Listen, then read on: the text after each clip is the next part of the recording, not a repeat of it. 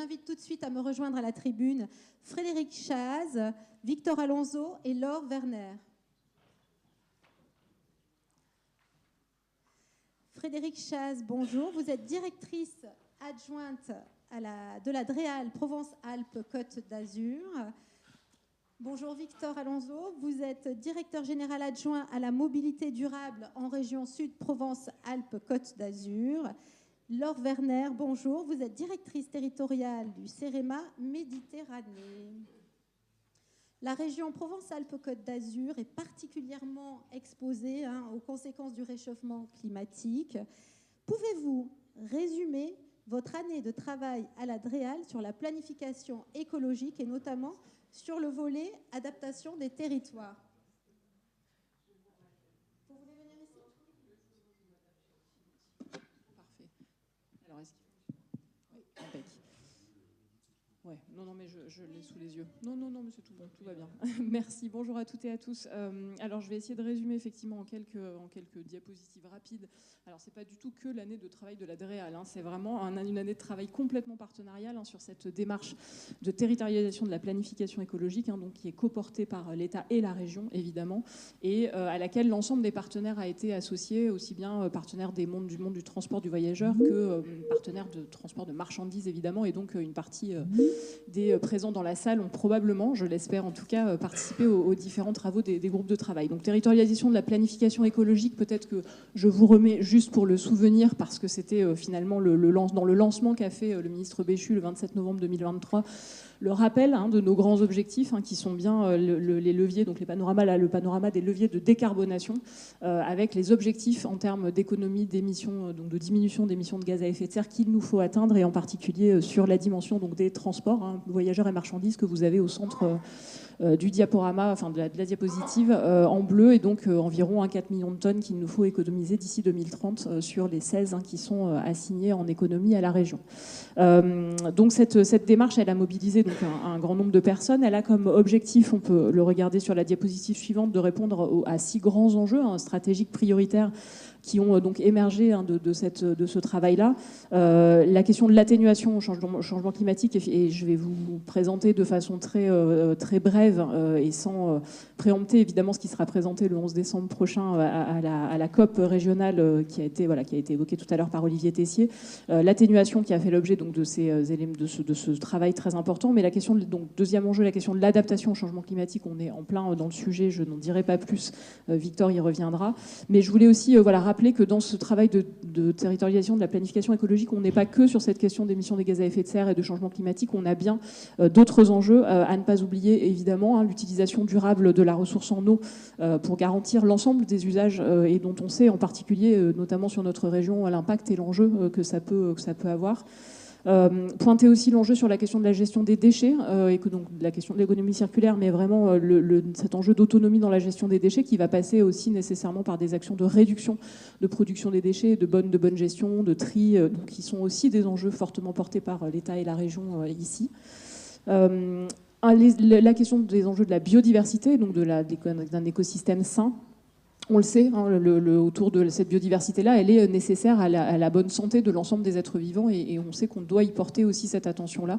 Donc c'est vraiment un point important. Il y a un travail qui sera fait dans le cadre de la COP aussi autour des valeurs d'indice de région vivante. Donc ce sont des points tout aussi essentiels que cette question de changement climatique.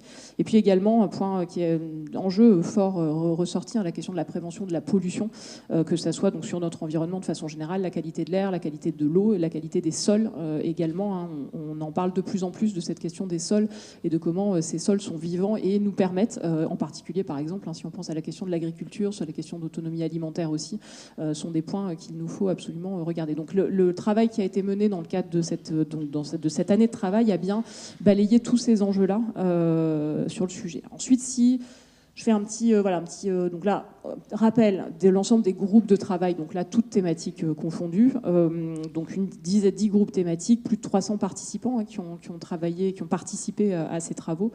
Ces groupes de travail ont été particulièrement riches en production puisqu'ils ont proposé 672 actions collectées dans les retours proposés, d'actions qui peuvent être mises et qui devront être mises en œuvre. Sur ces 672, on a essayé de les trier, de les prioriser, donc 200 sont retenus et donc intégreront le plan de transformation écologique que l'État et la région ont choisi de produire ensemble et qui devra emmener l'ensemble des partenaires, aussi bien partenaires publics que partenaires privés. Chacun de ces groupes a eu un temps assez intense de travail là, sur la période du printemps, avec 3 réunions qui ont permis de poser le diagnostic, de travailler sur les orientations, les enjeux prioritaires et ensuite d'aboutir justement à ces listes d'actions. Donc un travail vraiment, et je voudrais ici remercier l'ensemble des personnes qui y ont participé sur les groupes de travail, en particulier mieux se déplacer et mieux transporter des biens, puisque ça a été particulièrement riche. C'est, je crois, un des 2 groupes de travail les plus prolixes en la matière et en termes d'action, qui ont demandé justement de ensuite pouvoir les sélectionner pour les mettre en lumière de façon intelligible aussi et suffisamment digeste. Et donc vraiment une participation et des acteurs très variés. Donc je voudrais remercier, et je pense qu'on doit aussi cette participation à la dynamique de l'Observatoire régional des transports et à ce qui était cité par le président Cérus tout à l'heure sur vraiment cette dynamique partenariale qui existe en région et qui a été particulièrement riche pour nous. Sur la partie plutôt donc transport, mobilité, si je projette la diapositive suivante, on va y retrouver les éléments d'action et de levier d'action structurante. Donc l'exercice a consisté à essayer de classer, de trier nos actions dans des actions, un certain nombre d'actions structurantes, et ça sera finalement la colonne vertébrale des feuilles de route thématiques qui seront proposées la semaine prochaine et qui seront présentées officiellement et dévoilées la semaine prochaine dans la conférence, donc la COP régionale. Alors vous avez eu aussi, alors je le cite puisque si pour certains vous n'avez pas forcément suivi toutes les étapes, je peux vous inviter à aller regarder notamment sur le site Connaissance des territoires de la région. Vous avez un petit onglet qui s'appelle Planification écologique, vous le trouvez aussi sur le site évidemment de la préfecture. Il y a eu des temps intermédiaires de présentation. Le dernier date du mois d'octobre et dans ce temps intermédiaire vous avez déjà justement la présentation de ces actions structurantes. Donc ça permet, si vous n'avez pas forcément suivi tous les groupes de travail, de vous préparer à la présentation qui sera faite le 11 décembre et dans laquelle on descendra un petit peu plus dans le détail. La diapositive suivante peine à apparaître, merci beaucoup. Donc sur cette diapositive, ce que vous voyez, et donc je ne reviendrai pas sur je reviens pas sur le premier pilier puisque ça va être l'objet de la suite de la discussion et de la présentation, la question de l'adaptation. Sur tous les autres leviers et actions, donc on a eu un grand nombre, je le disais, de retours et de propositions. Dans ces propositions-là, un certain nombre de suggestions relevées, on va dire, d'actions de niveau national, c'est-à-dire plutôt d'actions de niveau réglementaire, de propositions de faire évoluer des cadres qui ne relèvent pas forcément que du niveau régional, donc sur lequel le niveau régional, que ce soit État ou région ou même collectivité, n'ont pas la main. Et donc le choix a été fait spécifiquement sur ce thème mobilité et transport de marchandises, de transmettre au niveau national, au secrétariat général à la planification écologique, les propositions qui étaient remontées en région pour que justement elles soient étudiées. Donc c'était si vous vous souvenez, quand on a fait donc, le colloque de l'année dernière, justement, dans cette présentation, quand les collègues du secrétaire général à la planification écologique étaient venus présenter la démarche, ils nous avaient dit combien ils souhaitaient aussi pouvoir être alimentés des retours terrain. Et donc, l'exercice a été fait de pouvoir trier dans l'ensemble de ces actions et de les identifier. Je vous fais grâce de la liste de ces actions, mais elles seront là aussi, elles peuvent être disponibles pour les remonter, de manière à aussi faire bouger. On sait que sur certaines des actions, si on ne fait pas bouger un peu le cadre réglementaire, on est un peu plus limité. Donc je voulais le citer, ça me semblait important. Et puis dans la suite de ces groupes de travail thématiques, plutôt au printemps, s'est ensuite déroulée une concertation en ligne, donc qui a permis de recueillir plus de 4000 contributions, ce qui est là aussi assez remarquable. Et puis à l'automne, des concertations départementales. Et donc dans chacun des départements, la préfecture, enfin les préfets de région et les préfets de département, et les élus régionaux ont animé une séquence. Alors ça a été soit une séquence, ça a pu être des séquences en visio ou des ateliers. Et ce qui est important, et je voulais le souligner, c'est que quand il s'est agi de se dire quels étaient les thèmes qui voilà, que chacun voulait aborder. La question de la mobilité est ressortie dans les 6 départements de la région. Donc c'est vraiment une marque très forte. On le sait, nous, dans cette enceinte-là, mais voilà, l'ensemble des acteurs le disent. Ce sujet de la mobilité est vraiment au cœur des préoccupations de tous. Et donc, quelque part, ça nous oblige encore plus sur nos travaux à essayer d'être le plus ambitieux possible sur l'apport finalement de réponses et puis surtout l'engagement concret des acteurs sur ces sujets. Donc c'est vraiment un thème qui a été plébiscité. Et donc je voulais juste, pour pas être plus longue que ça, vous citer 3 initiatives. L'objectif de ces concertations départementales, c'était de pouvoir mettre en valeur les actions dans les territoires, puisque heureusement qu'on n'a pas non plus attendu cette démarche-là pour mettre en œuvre un certain nombre d'actions et qu'on a des autorités organisatrices de mobilité et des acteurs aussi économiques qui sont déjà engagés dans cette transition-là. Et donc ont été présentés, alors par exemple, donc l'exemple de l'engagement du Conseil départemental des Alpes-Maritimes sur l'organisation d'aires de covoiturage, donc en lien avec son réseau départementale, la mise en place d'une offre aujourd'hui de 20 aires de covoiturage avec 800 places, et puis une ambition d'augmentation de ce nombre d'aires et des places proposées disponibles à horizon 2028. Donc avec une vision de schéma, c'est un schéma et une action qui s'intégrera aussi dans le futur schéma régional de covoiturage que la région là aussi engage et qui sera financé notamment par l'État dans le cadre du Fonds vert. Donc voilà, ça c'est un premier exemple qui a été donc présenté, qui a servi aussi de support aux discussions dans les Alpes-Maritimes sur ce sujet de mobilité. On a également une autre action que je trouve assez intéressante parce qu'elle permet d'aller regarder alors sur un employeur un peu particulier, mais ça peut se décliner sur d'autres types d'employeurs, et je trouve que vraiment l'initiative est intéressante. C'est le développement de pistes cyclables et globalement d'un plan de mobilité pour la base navale de Toulon. Puisque le constat, se faisant d'une mobilité principalement en voiture pour les gens qui viennent travailler sur la base navale, qui commençait à poser vraiment de problèmes de sécurité et de stationnement, et donc l'État, les organisateurs de cette base et les militaires ont décidé de mettre en place un plan, donc en mettant à disposition, donc à la fois en mettant des infrastructures cyclables sur la base, mais aussi en mettant à disposition des vélos à assistance électrique permettant de tester, notamment pour du domicile travail, permettant aux militaires de tester, mais aux civils aussi qui travaillent sur la base, de tester ce que ça pouvait être leur trajet domicile-travail. Et je trouve que c'est vraiment remarquable de se dire que là où il y avait en gros un peu naturellement 300 cyclistes qui étaient présents, qui utilisaient ce mode de transport, on est passé à 1700 cyclistes par jour. Donc c'est vraiment une croissance assez impressionnante qui montre que par finalement l'expérimentation, l'offre, la possibilité de tester, on peut emmener des gens à changer de mode de comportement. Et on sait que sur la question de la mobilité, changer de mode de comportement, c'est aussi quelque chose qui n'est pas facile à instiller. On peut dire qu'il faut le faire, mais de là à passer à l'action, c'est pas complètement évident. Donc je trouve que c'est quelque chose qui peut aussi inspirer un certain nombre d'employeurs à engager aussi ce type de réflexion. On aura besoin de l'ensemble de tous les acteurs dans la mise en œuvre de ces actions pour pouvoir avoir un vrai impact. Le dernier petit exemple, juste pour citer aussi, sous l'angle de la question de l'énergie, puisque c'est aussi une question essentielle dans la question de la transition énergétique, en l'occurrence ici sur Cannes, Pays de l'Érins, le projet de mise en œuvre d'une station de production d'hydrogène, donc pour accompagner la transition énergétique de la flotte de bus, que ce soit de bus articulés ou de bus standards de l'agglomération. Donc voilà, ces exemples-là avaient vraiment comme objectif de vous montrer, que des actions existent, qu'il va falloir les amplifier, et que donc l'objectif aussi des feuilles de route qui seront présentées le 11 décembre, c'est de pouvoir les présenter et derrière accrocher l'engagement de tous, que ce soit acteurs publics, organisateurs de la mobilité, des entreprises et du monde économique, notamment sur la question du fret, puisqu'on sait aussi que c'est un secteur qui a besoin d'être emmené aussi sur ça, même si on a aussi des actions par des entreprises spontanément qui réfléchissent aussi à cette transition, parce que les entreprises du monde du transport savent aussi que pour des questions économiques, cette transition-là, elle est absolument indispensable pour eux.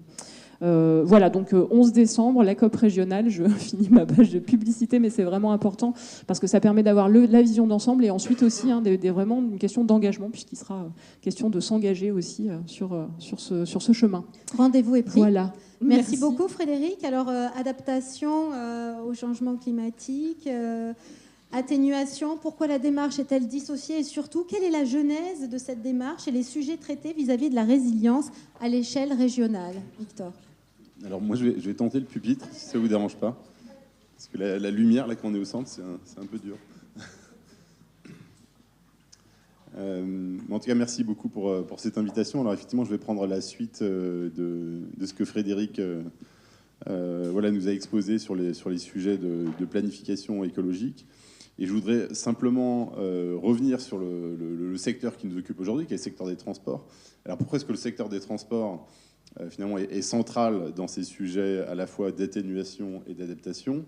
Tout d'abord, le secteur des transports évidemment représente presque un tiers des émissions de gaz à effet de serre, mais en même temps, il est aussi très vulnérable, on va dire, face aux aléas climatiques. Et ce qu'il faut avoir en tête, c'est que ce qui caractérise en fait un petit peu une grande partie de l'évolution de l'économie française et plus globalement européenne et des pays occidentaux depuis plusieurs décennies, c'est finalement la forte augmentation de la mobilité à la fois des personnes et des marchandises. C'est vraiment une caractéristique très forte, en tout cas dans les pays occidentaux depuis plusieurs décennies. Et donc cette forte augmentation de la mobilité, elle a aussi créé forcément une dépendance à cette mobilité. Puisque on voit bien les gens travaillent, se divertissent, etc. dans des endroits qui sont différents de leur domicile, et de la même façon ils consomment des choses qui sont souvent produites loin de chez eux, avec des chaînes de production qui sont complexes, multi-acteurs, etc. Donc ça c'est vraiment une caractéristique de ces dernières décennies. Et donc on voit que finalement le transport est à la fois entre guillemets du côté des problèmes actuels, des problèmes futurs, mais aussi évidemment des solutions. Et donc dans le cadre du plan climat qui a été porté par le président Renaud Muselier, que Jean-Pierre Cérus a rappelé tout à l'heure, la région a voulu se saisir plus particulièrement du sujet transport. Alors, évidemment, la région est chef de file en matière de mobilité, donc c'était assez naturel. Mais voilà, avec ces deux angles-là, donc effectivement, si on peut avoir la diapo suivante, en définissant une stratégie vraiment spécifique au secteur des transports, donc qui s'appelle la stratégie ACORS, et qui est développée ici, et qui finalement va allier les deux sujets qu'on a abordés aujourd'hui, l'adaptation et l'atténuation. Alors ça commence par le A de adaptation, parce que en termes d'acronyme ça sonnait mieux, mais en fait historiquement on a plutôt parlé d'atténuation et on est plutôt venu sur l'adaptation un peu plus tard, enfin dans la démarche de tous les acteurs publics, ça a plutôt été comme ça, même si évidemment il y a toujours eu des sujets d'adaptation, mais qui étaient, on va dire, moins formalisés. Et donc évidemment le A c'est adaptation. Et donc adaptation, c'est parce qu'on a un petit peu cette phrase là qu'on sort souvent, là, gérer l'inévitable, éviter l'ingérable. Donc l'adaptation, c'est surtout gérer l'inévitable. Et donc ça, c'est ça a été mis finalement en tête de l'acronyme ACORS, puisque c'est finalement quelque chose qui sera, comme son nom l'indique, inévitable. Et donc il faudra de toute façon trouver des solutions d'adaptation. Et ensuite, les autres lettres de l'acronyme, donc C pour la conversion des flottes, R pour le report modal, S pour la sobriété. Là, c'est plutôt évidemment des mesures d'atténuation, qui sont l'autre volet, dont Frédéric a finalement aussi évoqué un certain nombre d'aspects dans le cadre de la planification écologique. Donc je vais moins y revenir en détail. Mais en tout cas, sachez qu'il y a une stratégie un petit peu globale qui a été portée par la région sur ces différents aspects, adaptation et atténuation. On peut peut-être passer à la diapo suivante. Et donc, sur la partie adaptation, donc, qui est un petit peu le cœur du sujet aujourd'hui, la région a voulu aussi là être un petit peu pionnière en disant il faut qu'on ait une démarche spécifique, un petit peu englobante à l'échelle de la région, qui implique tous les acteurs, gestionnaires d'infrastructures, tous les acteurs publics sur le sujet des transports. Et on a vraiment voulu finalement aller un peu plus loin peut-être on va dire que nos obligations entre guillemets purement réglementaires, et que le sujet atténuation, qui là commençait à être bien identifié et le secrétariat général à la planification écologique voilà, commençaient à formaliser un certain nombre de choses en matière d'atténuation. En matière d'adaptation, c'était un peu moins le cas. Et donc la région a vraiment voulu formaliser cette démarche voilà, pour fédérer les acteurs, évidemment avoir une étape de diagnostic pour identifier les risques qui sont indispensables. Ça a été rappelé ce matin. Voilà, la partie diagnostic est évidemment un petit peu la base pour ensuite définir une stratégie avec des actions et puis embarquer un maximum d'acteurs dans cette démarche. Je vais aller assez vite, je vais passer à l'étape suivante pour laisser un petit peu de temps après à Laure Werner du CEREMA qui a des choses à nous dire. Beaucoup de choses. Et donc là encore, voilà, c'est simplement pour rappeler effectivement l'ambition, c'est-à-dire adapter le système régional de transport pour le rendre résilient aux crises, face aux crises. Et donc ça nous permet de nous poser un certain nombre de questions sur voilà, qu'est-ce qui constitue ce système régional de transport, bien le caractériser, bien identifier les choses, bien identifier les crises que nous devons préparer. Qu'est-ce qui définit voilà, un système résilient et donc quelles sont les actions qui permettent d'aller vers ça et évidemment comment est-ce qu'on peut faire ça par étapes voilà, pour avoir un phasage de ces différentes actions. Et donc voilà, bon, je vais pas m'appesantir sur cette diapo, mais encore une fois avec l'idée d'avoir une démarche multipartenariale sur tous ces aspects de la part de la région. Et simplement, voilà, la dernière diapo, elle montre la façon dont la région a voulu un petit peu formaliser cette démarche, donc sous la forme de 5 volets. Donc on va beaucoup parler du volet numéro 1 aujourd'hui, qui est le volet le plus avancé dans le cadre de la démarche régionale, puisque c'est le volet évaluation prospective des risques physiques. Et donc on va beaucoup parler évidemment de risques physiques, d'aléas climatiques qui viennent impacter des infrastructures de transport, puisque c'est finalement les choses les plus directement perceptibles. Et évidemment, on le disait, la tempête à Alex, etc., on a déjà perçu des choses très très concrètes en la matière. Mais il y a d'autres volets à cette démarche globale. Et je vais m'arrêter aussi un petit peu sur le volet numéro 2 qui va venir juste après, qui est l'évaluation des risques de transition. On le voit, il faut qu'on gère à la fois des sujets d'adaptation et des sujets d'atténuation. C'est l'objet des ateliers d'ailleurs. Pardon ? C'est l'objet des ateliers. Alors c'est l'objet des ateliers, et on voit bien que les deux sujets vont se parler, puisqu'on n'adapte pas de la même façon un territoire ou des infrastructures en fonction de la façon dont on se projette en matière d'atténuation et donc en matière de changement de comportement, en matière de changement technologique. On voit bien que s'approvisionner en pétrole ou en électricité, c'est pas tout à fait la même chose, en matière de résilience, etc., etc. Et donc voilà, l'idée c'est d'avoir la démarche la plus cohérente possible entre ces volets atténuation et ces volets adaptation.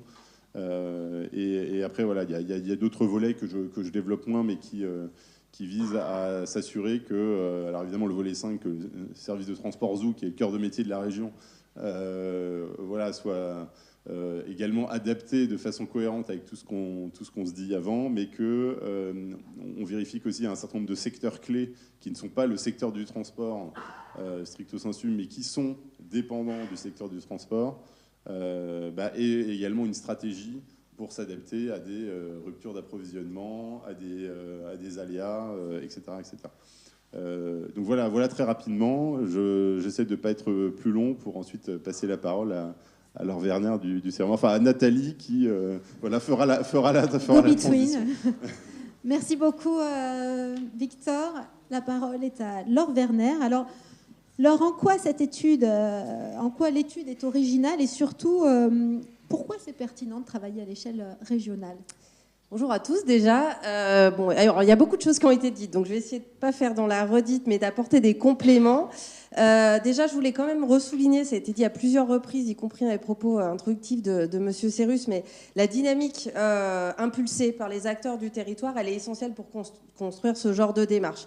Et en l'occurrence, le fait aussi qu'il y a eu tout un travail préparatoire que je ne vais pas présenter, mais qui a été fait en amont depuis 2022-2023 pour justement fédérer les gestionnaires d'infrastructures, définir le bon périmètre et la bonne échelle d'action. Elle permet aujourd'hui, dans une phase plus opérationnelle, donc de lancement de cette étude de résilience, d'avoir réuni, on va dire, dès le départ, toutes les bonnes conditions et de l'état des connaissances et de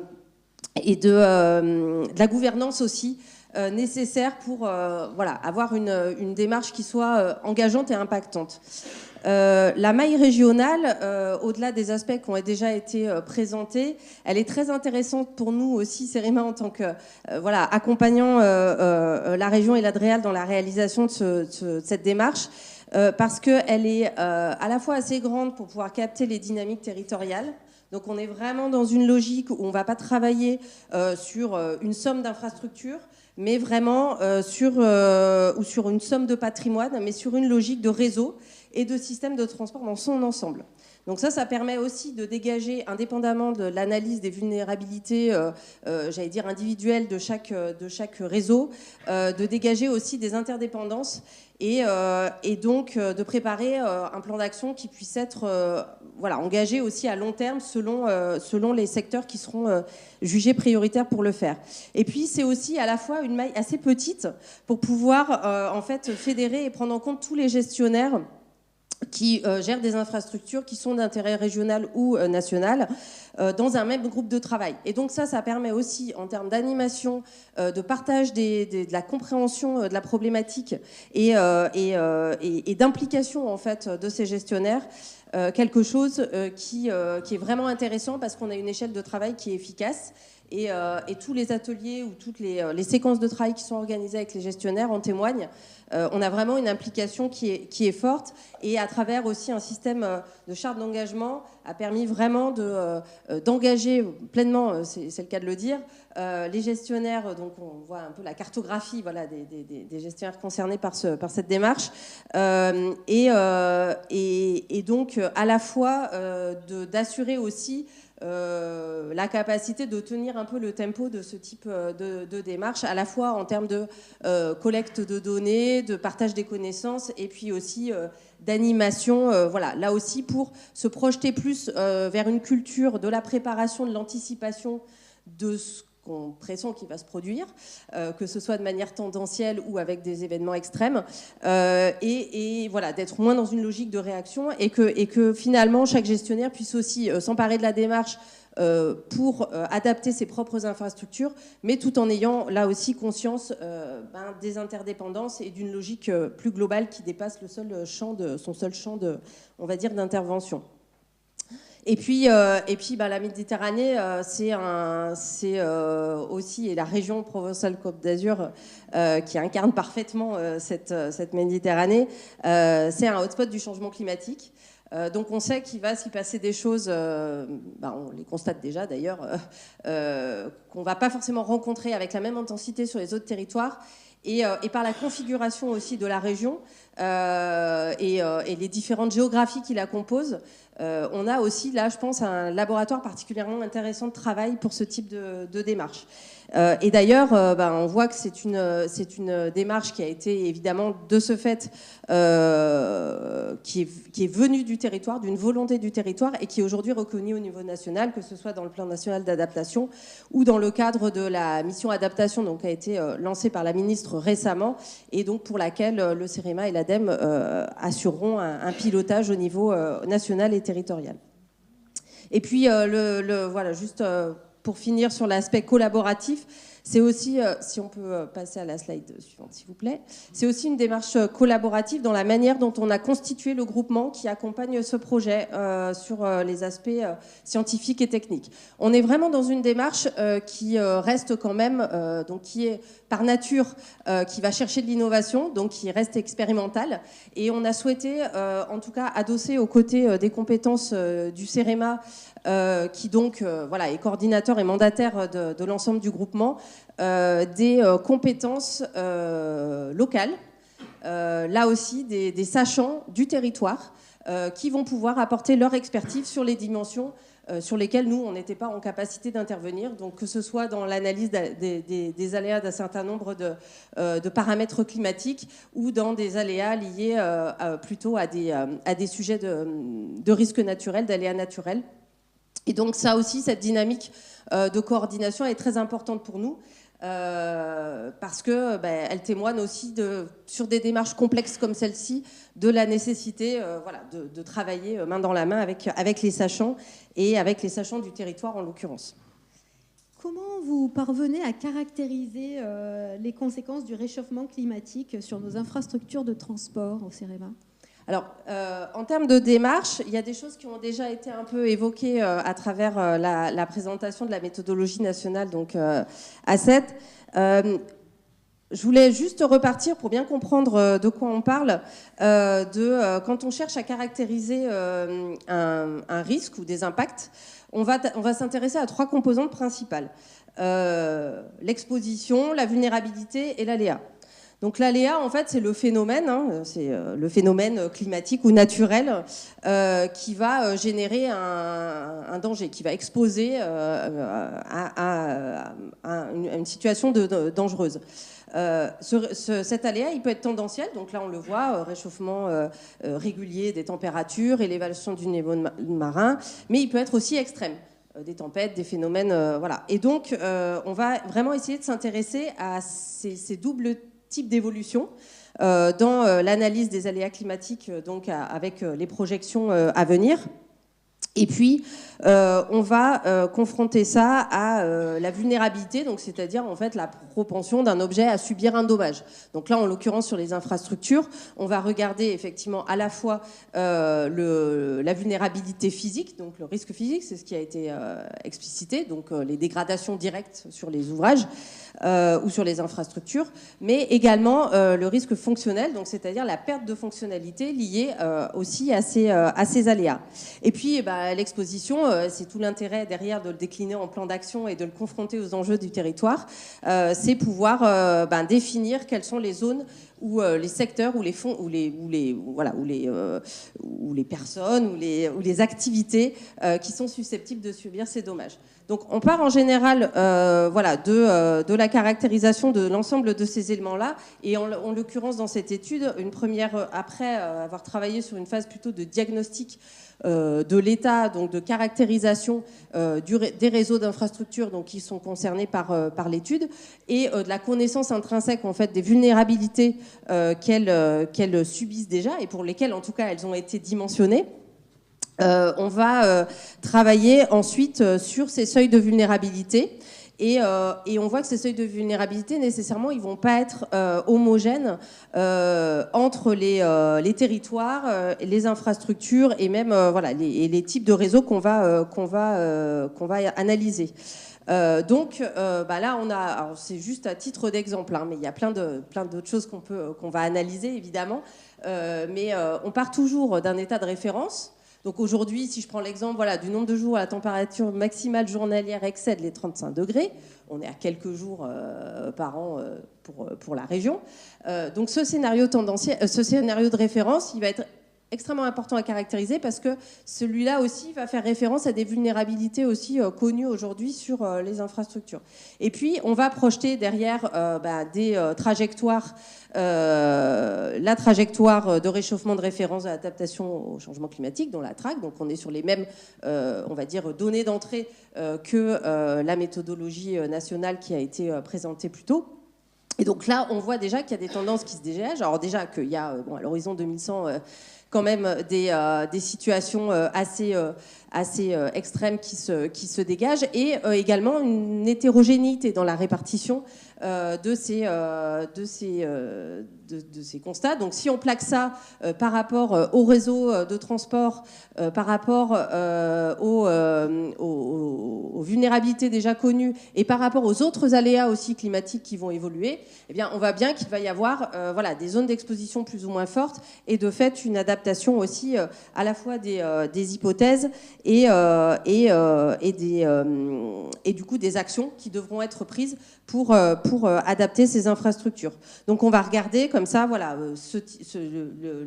les paramètres liés à l'élévation de température, les vagues de chaleur, les régimes de précipitation, et on va regarder comment cela va influer aussi sur les événements et les aléas, on va dire, naturels de risques liés notamment voilà, au glissement de terrain, chute de blocs, aux inondations, et voir comment ces éléments-là, ces variables climatiques vont faire évoluer en intensité, en fréquence, en durée, en moment d'apparition, en vitesse d'apparition et en répartition spatiale ces différents aléas. Donc il y a énormément voyez, de données de connaissances à agréger, avec parfois des choses qu'on connaît encore, qui sont encore pas forcément documentées, y compris pour le niveau de référence pour chaque aléa. Donc on a des bases de données robustes dans certains cas, parfois on va travailler sur du dire d'experts. L'idée étant quand même, pour avoir une vision à l'échelle régionale, d'arriver à avoir une vision assez homogène des choses, donc d'homogénéiser en fait les connaissances au niveau régional. Et puis du coup de faire des hypothèses. Donc c'est en ça aussi où la démarche de toute façon elle reste on va dire expérimentale, dans la mesure où aujourd'hui on ne sait pas encore quelles sont exactement toutes les composantes qu'on va pouvoir dégager. L'idée étant de tester un maximum de scénarios et d'hypothèses pour pouvoir justement travailler sur un maximum de cas possibles de figures. Et puis de pouvoir identifier les zones prioritaires.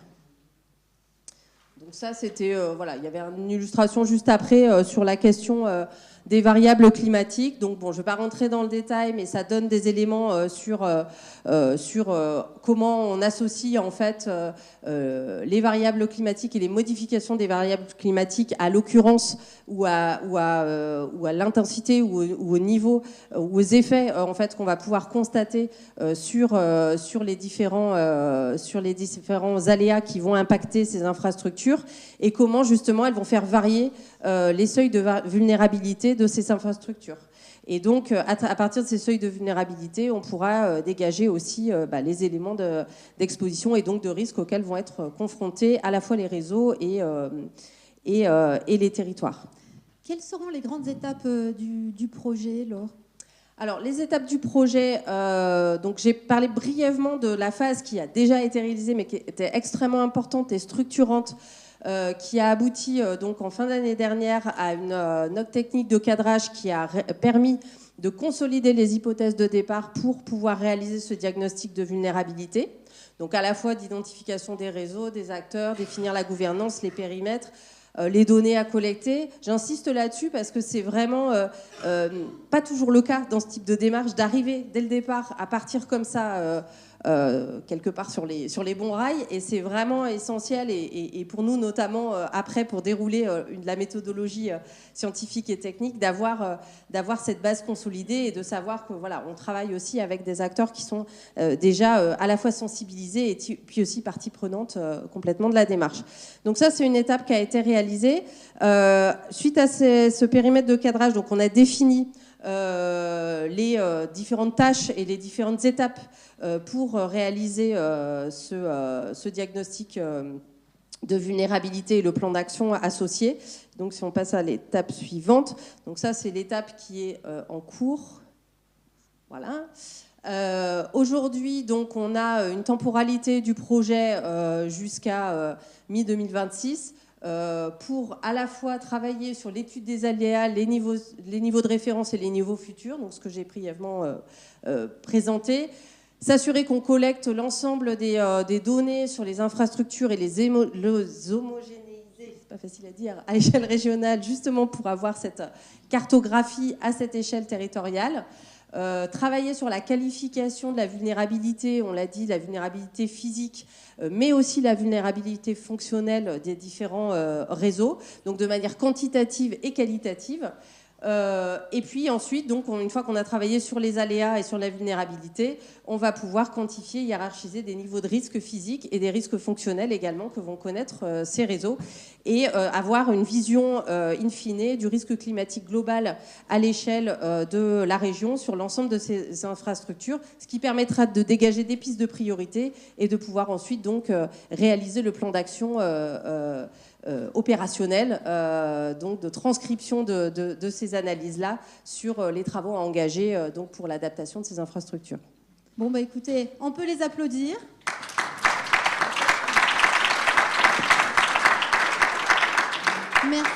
Merci infiniment. Et puis on se retrouve à 11h15 pour partir dans la vallée de la Vésubie avec un exemple concret de catastrophe naturelle. À tout de suite.